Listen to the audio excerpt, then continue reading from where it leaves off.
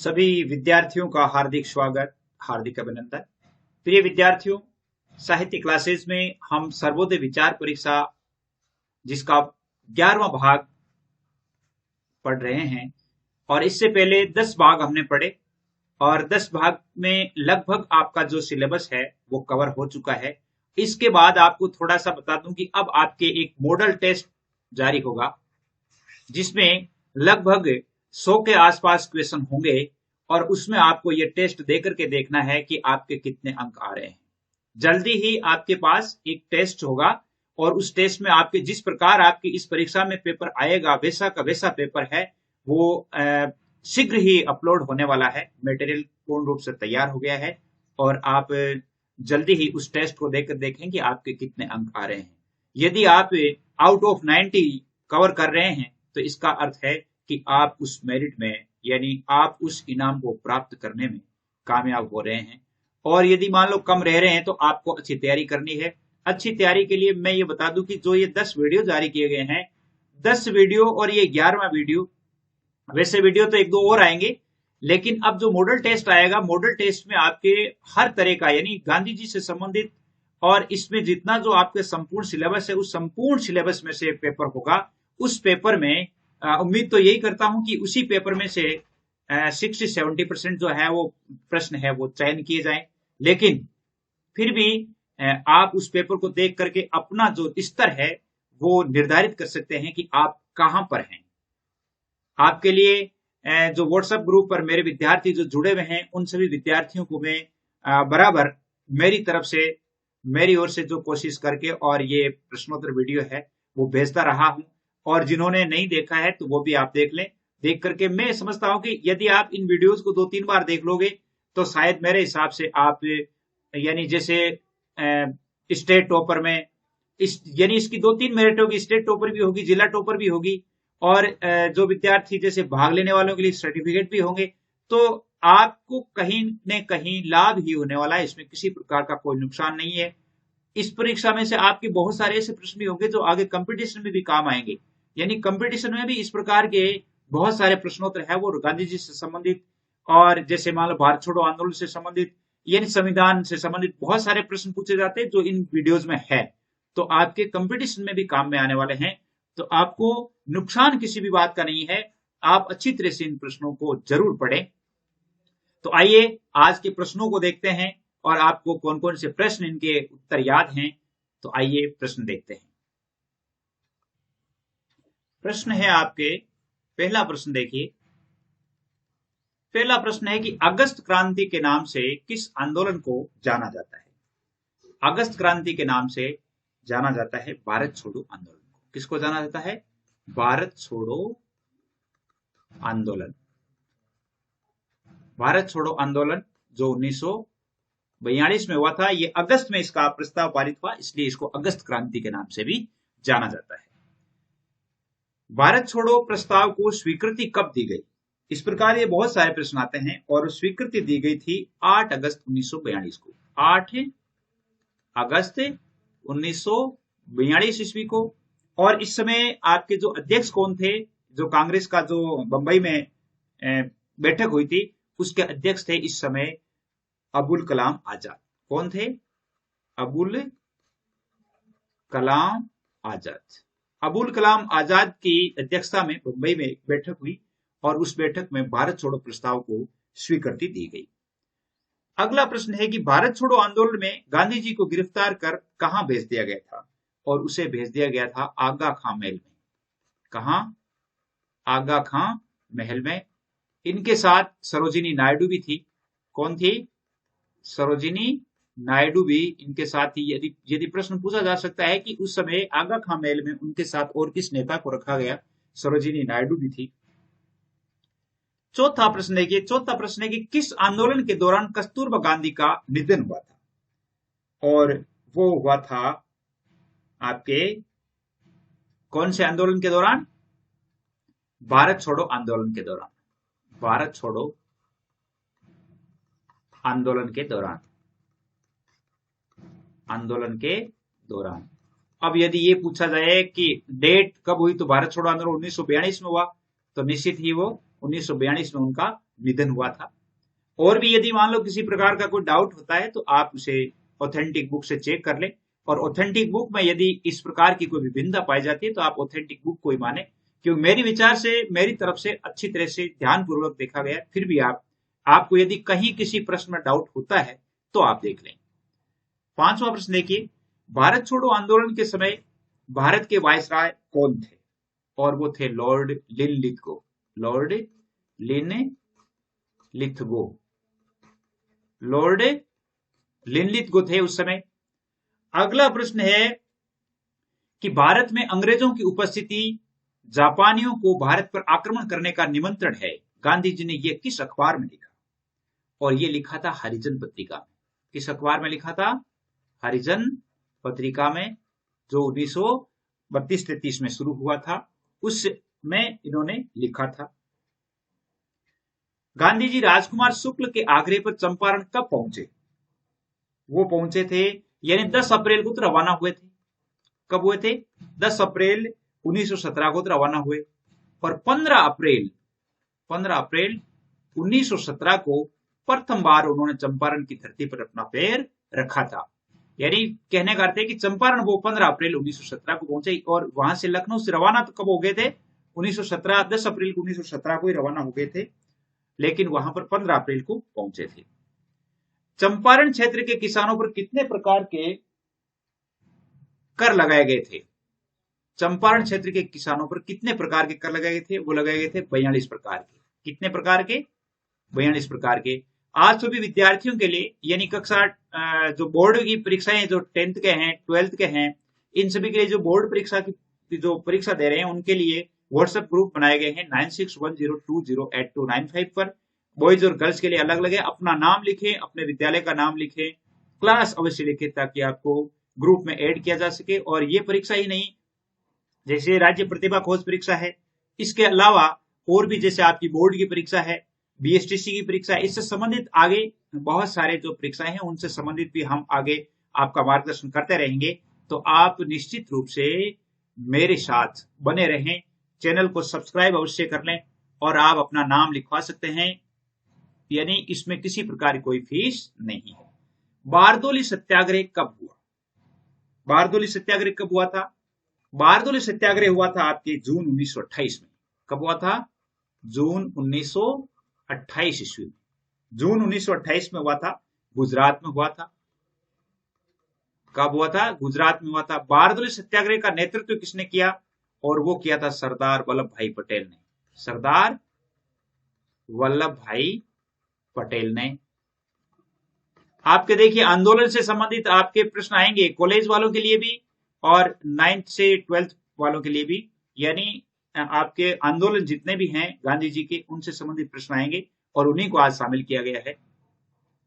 अगला प्रश्न देखिए, वल्लभ भाई पटेल को सरदार की उपाधि किसने दी? और वो दी थी बारदोली की महिलाओं ने। किन्होंने दी थी? बारदोली की महिलाओं ने। बारदोली की महिलाओं ने। अब जैसे मान लो यहां पर एक भी प्रश्न ये भी आ सकता है कि बारदोली की महिलाओं ने वल्लभ भाई पटेल को कौन सी उपाधि दी? तो सरदार की उपाधि दी।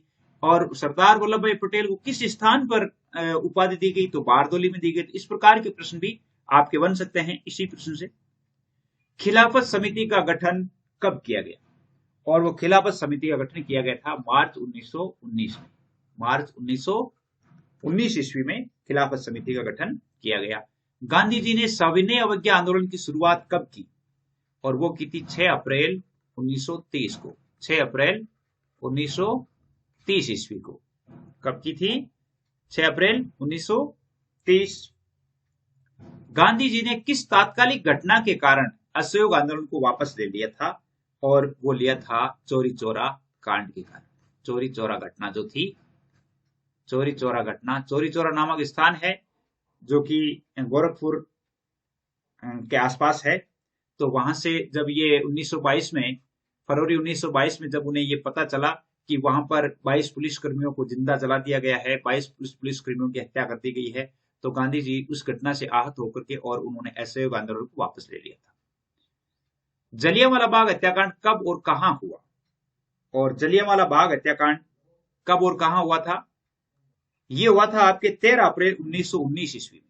13 अप्रैल 1919 ईस्वी में अमृतसर में। कहां हुआ था? अमृतसर में। 13 अप्रैल 1919 को अमृतसर में हुआ था। अगला प्रश्न देखिए, महात्मा गांधी द्वारा चलाया गया प्रथम जन आंदोलन कौन सा था? देखिए ये बहुत ही मतलब प्रश्न है। महात्मा गांधी ने आंदोलन तो चलाए थे, जैसे यहां पहले 1917 में चला दिया था, कौन सा? यानी वो चंपारण आंदोलन। लेकिन जन आंदोलन के रूप में जो संज्ञा दी गई है वो असहयोग आंदोलन को दी गई, असहयोग आंदोलन।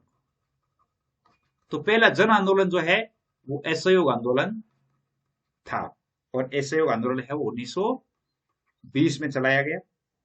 और इसमें इसका लक्ष्य क्या था?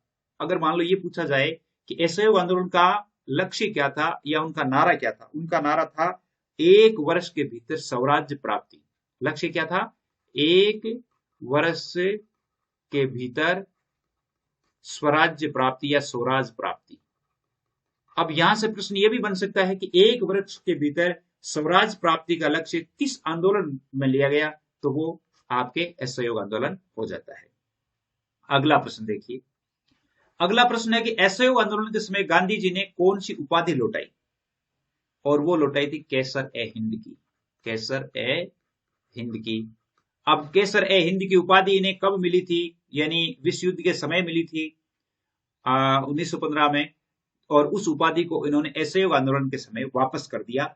कब कर दिया? जलियांवाला बाग हत्याकांड जब उन्होंने देखा, उस जलियांवाला बाग नरसंहार को देख करके उन्होंने अंग्रेजों द्वारा दी गई उस उपाधि को लौटा दिया कि हमें आपकी इस प्रकार की उपाधियां नहीं चाहिए। 18वां प्रश्न है कि असहयोग आंदोलन के दौरान किसने अपनी वकालत छोड़ दी थी? और वकालत छोड़ी थी देशबंधु चित्तरंजन दास ने। देशबंधु चित्तरंजन दास, देशबंधु चित्तरंजन दास, जिन्होंने असहयोग आंदोलन के दौरान वकालत छोड़ी थी। असहयोग आंदोलन के दौरान किस महान क्रांतिकारी भारतीय नेता की मृत्यु हुई थी? और वो मृत्यु हुई थी बाल गंगाधर तिलक की। किसकी हुई थी? बाल गंगाधर तिलक, जो कि गरम दल के नेता थे।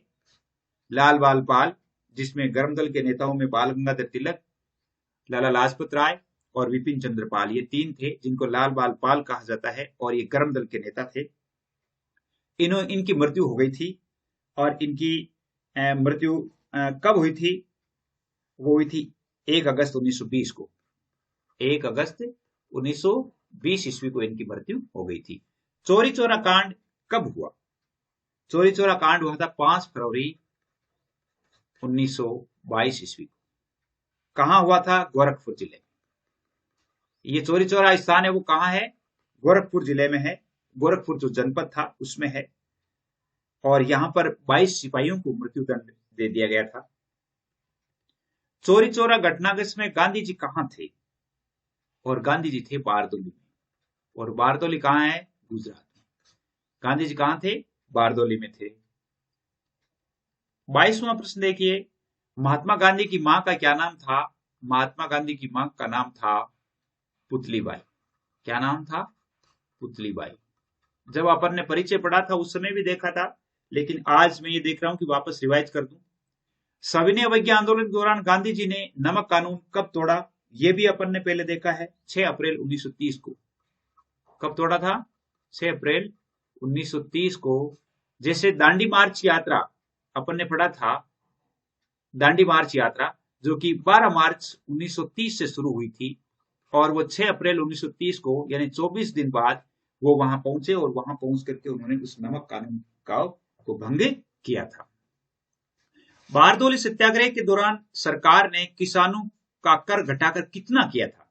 यानी उस समय वहां पर 30% जो है वो कर बढ़ा दिया था, उस कर को घटा करके और उन्होंने कर दिया था 6.03%।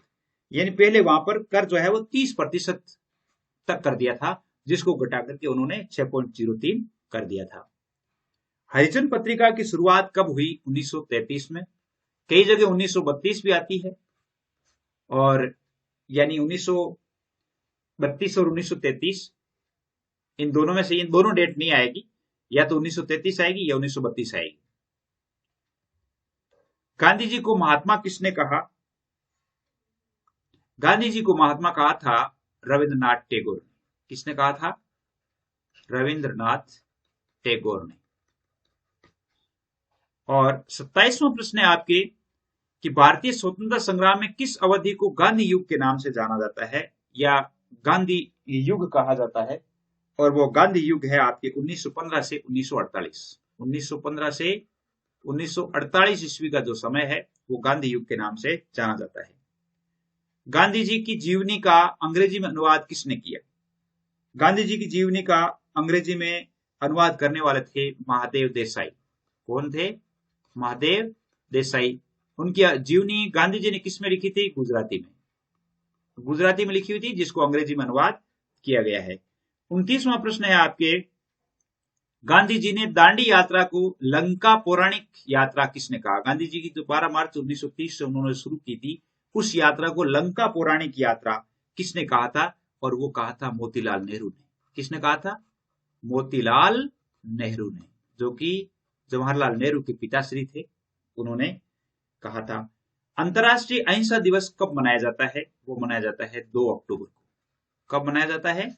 2 अक्टूबर को अंतर्राष्ट्रीय अहिंसा दिवस, जो कि अपने गांधी जी की जयंती जन्मदिन भी है।